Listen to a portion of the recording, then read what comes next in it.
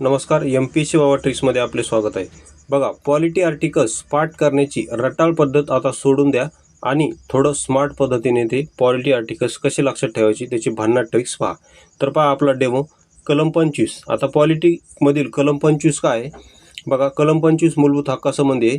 तर ते काय आहे? तर कलम 25 आहे, सतसत विवेकबुद्धीने एखाद्या धर्माचं आचरण आणि प्रसार करण्याचं स्वातंत्र्य. सतसत विवेकबुद्धीने एखाद्या धर्माचं आचरण आणि प्रसार करण्याचे स्वातंत्र्य. तर आपण याला ट्रिक्सनुसार काय लक्षात ठेवायचं? वाय फॉर यहुदी धर्माचं प्रचार करण्याचे स्वातंत्र्य, असं आपण ट्रिक्सनुसार लक्षात ठेवायचं. यहुदीच का म्हणलं?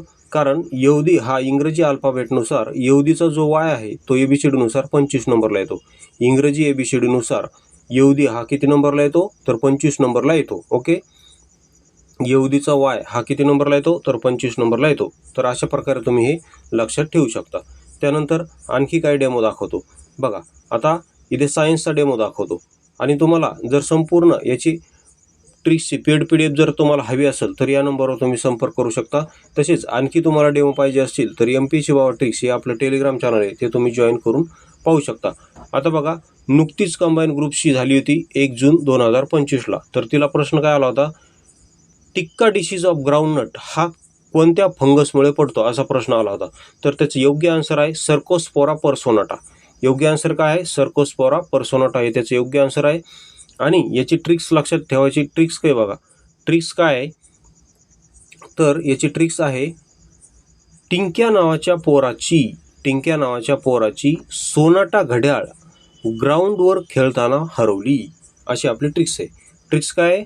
टिंक्या नावाच्या पोराची सोनाटा घड्याळ ग्राउंडवर खेळताना हरवली, अशी आपली ट्रिक्स आहे.